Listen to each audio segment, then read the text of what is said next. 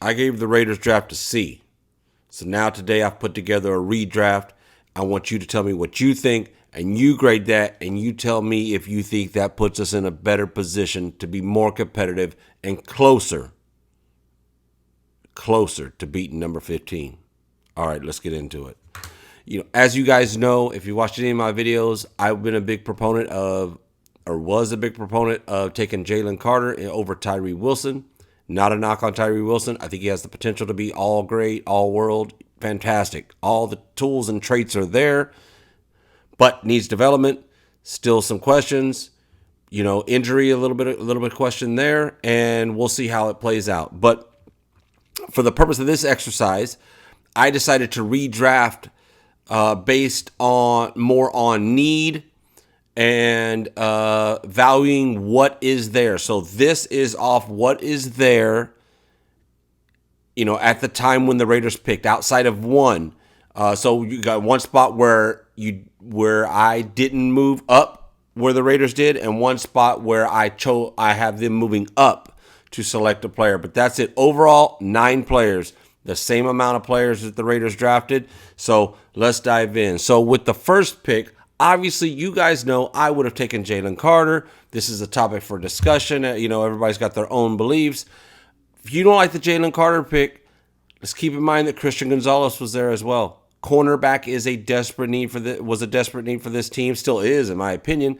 Corner, linebacker, interior defensive lineman, and safety, the 4 biggest needs by far for the Raiders. Then you could maybe go into offensive lineman, and then maybe further down the line you can get into tight end maybe, and then future quarterback. Although I'm not enamored outside of those first couple of draft picks, the first couple of quarterbacks, excuse me.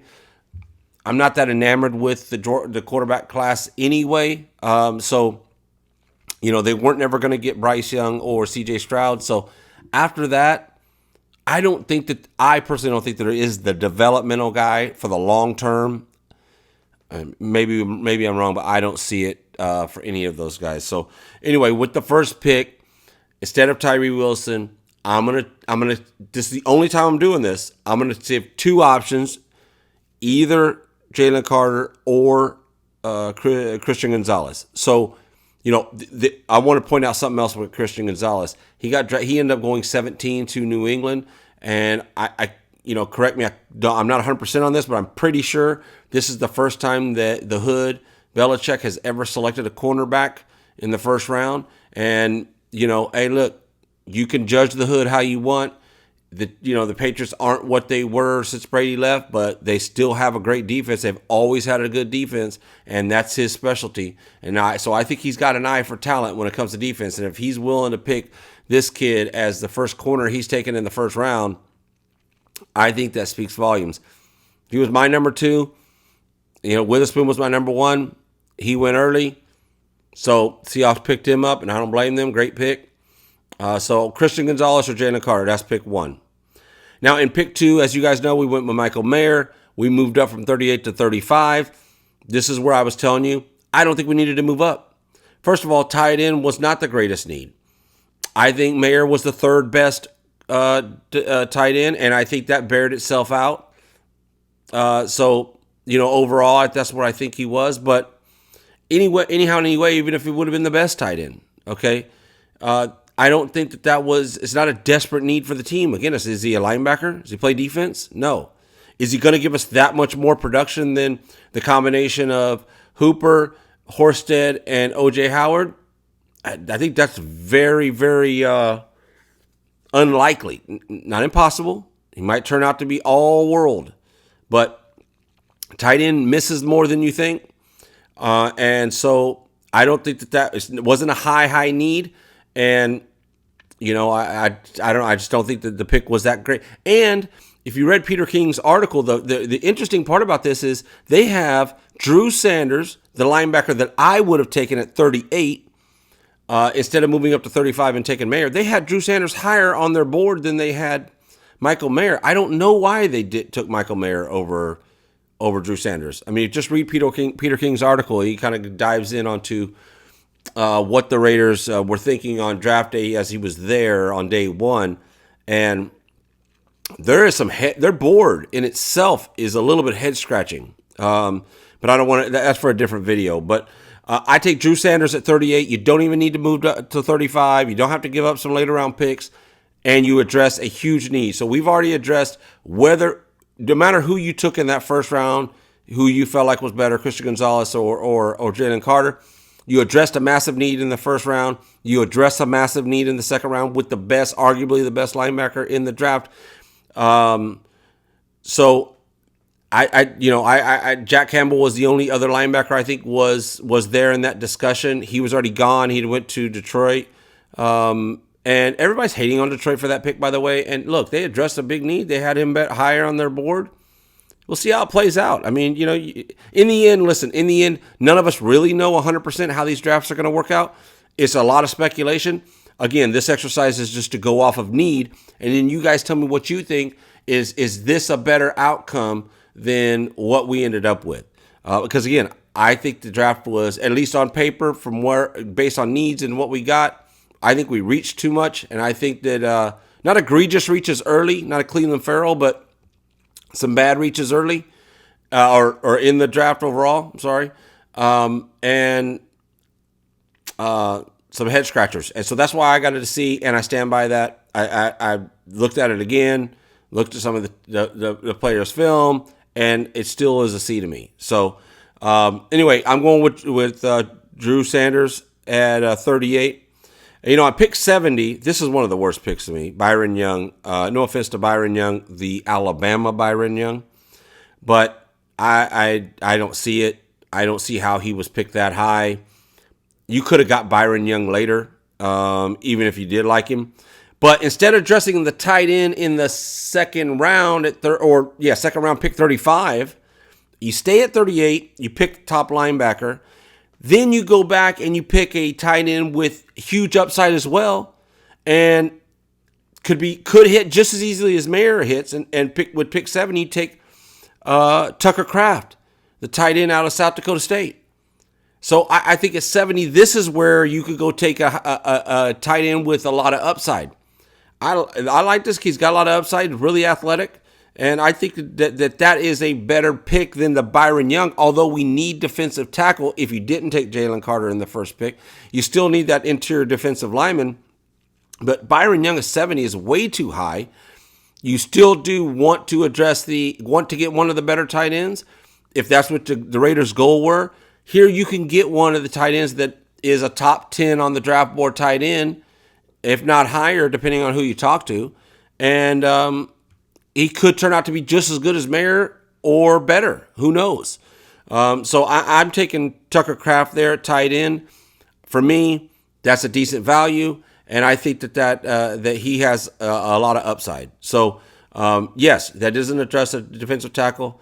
It does address a little bit of an outside need, but good player, I think, at a better spot than 38 or 35, I'm sorry. In round 3, we also took the second head scratcher here. Trey Tucker, that wide receiver we took, he's a small guy. Everybody's talking about he's going to be a gadget player, maybe like a Tyreek Hill 2.0. He's not Tyreek Hill. He's not Tyreek Hill. He's not going to be Tyreek Hill. This pick didn't make a lot of sense to me. If there's one position we probably really don't have a need in, and that's probably wide receiver. Even if they get rid of Hunter Renfrow, you've got all these other guys in there. Get some UDFAs.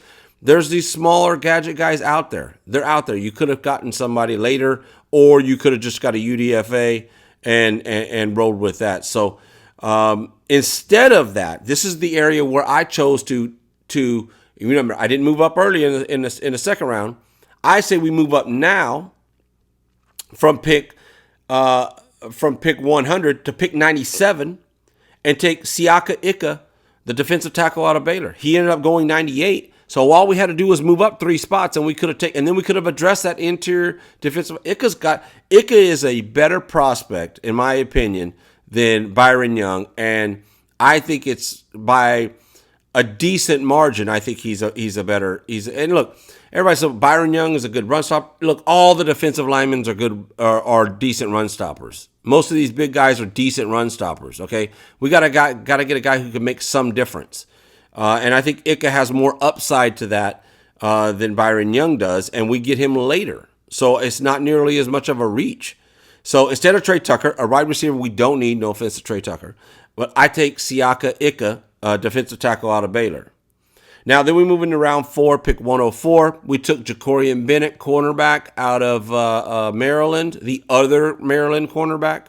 And I'm actually going to leave this pick. I don't think it's a bad pick. I think it's a decent value there at 104. I think he has a chance to be a good player. I don't think he's going to be a frontline starter right away necessarily, but I think he can develop into that.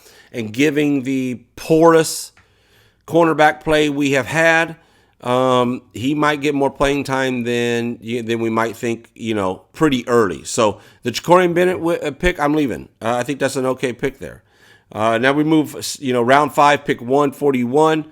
Now you notice that, I went to round 5, and why did I do that? Because first of all, I don't think it was worth moving up to the last pick of the 4th round to get Aiden O'Connell. I don't see the upside in Aiden O'Connell. He's a statue. He's got average arm talent, and I just don't see it. I know his not last year but 2021 tape was better, but still nothing special here. The league has changed. You need some guys. They don't have to be Lamar Jackson or Jalen Hurts, but they got to have some mobility. They got to have some athleticism. And, this kid, they talk crazy about his intelligence and everything, and that's fantastic. But the league has changed, and you can find intelligent players that are athletic as well. And like I stated earlier, that developmental guy, I didn't really see it after the first, let's say top 5 guys went off the board. I really didn't even see it. So anyway, instead of moving up, instead of moving up to, I think it was 138, I just stay at 141, or it might have been 135, but I stay at 131 and I get Jamie Robinson, safety. The safety class in this year was kind of weak, but he was one of the better ones. He was one of the better safety, top 5 safety in this draft, in my opinion. And we have a desperate need of safety. If you're thinking Marcus Epps is going to be the savior, I think you got another thing coming. He's more of a box safety. He's not got coverage, not good in coverage. And so I don't know. I think this would have been a good pick, and we're desperate at safety.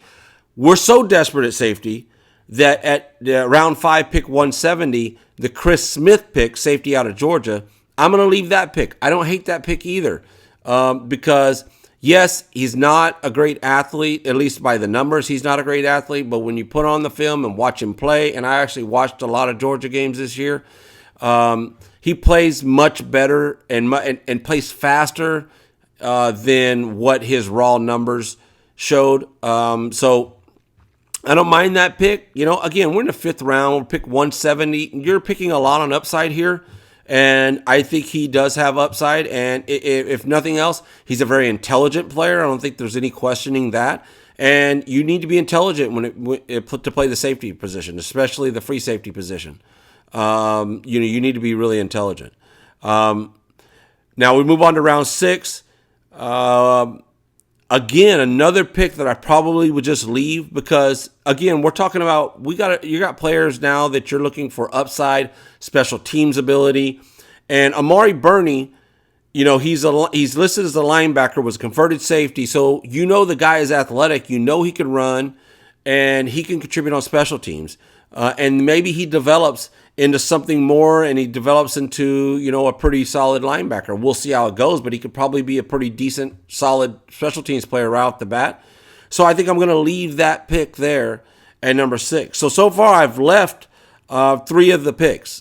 So again, I gave it a C grade, and it wasn't that all the picks I thought were horrible. It's just overall, I think there were some better chances there. So round 7, again, we are back. We're into role players, upside players, and I don't think Nesta Jade Silvera is really that much of an upside player. He's a defensive tackle. He's definitely not going to contribute outside of only playing defensive tackle. And where's he going to get playing time? He's going to be competing against all the other cats we have in the room, Neil Farrell Jr., Jerry Tillery, and the likes, to try to get playing time. And he might get a little bit of playing time, but I would go with Corey Trice, the cornerback. First of all, I like Corey Trice. I think he's got some upside and could develop into an actual, rotational corner. Not about starting corner, but a rotational corner. And if nothing else, he has at least athleticism to be able to contribute on the special teams. And you need that kind of versatility when you're picking. You need to look for that when you pick some of these later guys, in my opinion. Overall, 9 picks. I would go with Jalen Carter or Christian Gonzalez. So we've addressed the defensive tackle. I go with Drew Sanders with the second pick. We addressed the desperate linebacker situation. I go with Tucker Kraft in the third round. We address the tight end with a tight end that has a lot of upside, and we don't reach, and I mean reach, for Byron Young. Round 3, pick 100. Instead of Trey Tucker, a not need area, in my opinion. I know some people are going to argue this, but I don't think it was a need, really. It definitely was not a high priority need. I then move up and take Siaka Ika, the defensive tackle out of Baylor. Now, again, that fits even with you guys who would take Christian Gonzalez. Now we address the interior defensive lineman position. Pick 4, around 4th round. Pick 104, I'm staying with Jacorian Bennett. Round 5, I'm taking Jamie Robinson, safety, and I'm not taking Aiden O'Connell at the end of round 4, so I'm sticking at 5. Chris Smith, leaving the pick at Chris Smith. I think he's got upside, smart player. We'll see what happens with him. Safety Amari Burney, linebacker, converted safety. Again, athleticism, upside, special teams. I'm just leaving that pick. And then finally, I'm going with Corey Trice, cornerback out of Virginia, over Nesta Jade Silvera. So tell me what you guys think. Grade my draft. These are just, again, I want to state, these are my opinion. This is what I think that could have fit a little more needs. I'm not the GM of the Raiders. I'm not going to claim to be. This is only my observations, and I think that we could have said that we moved the needle some. And in the end, the reason I gave the Raiders a C grade is I don't think overall we moved the needle that much. We didn't move the needle that much. Maybe at some point, some of these players are going to turn out to be better than we think, maybe. Even with Tyree Wilson, he's going in. Chandler Jones has got the bag. The Raiders are just not going to just put him on the bench. He's going to rotate there, and he'll come in for max sometimes, and he's going to have to earn his way. So it's going to take time for him to get there if he develops there. And he does need to develop more pass rush moves, because what he's relied on in college is not going to work against pro players. These are the best of the best. And so he's still got some development. Again, high upside. But to me, I think that this redraft allows us to move the needle a little bit. We get a lot better at desperate positions, and I don't know that we can walk away and say that we are a lot better at any real position of real desperate need. I don't think that after this draft, the Raiders are in the top 15 defense. I think we're still in the 20s somewhere probably, unless, again, either we pick up some guys or guys way overperform, or Patrick Graham has something up his sleeve that he didn't show last year. I think that's where we're at. So, hey, I appreciate you guys stopping by. Leave in the comments. Tell me your grade. If you think it was trash, fantastic. If you think it was awesome, fantastic. But I appreciate you guys either way. We'll see you guys next time. Don't forget to like, subscribe, and we'll see you next time with another video.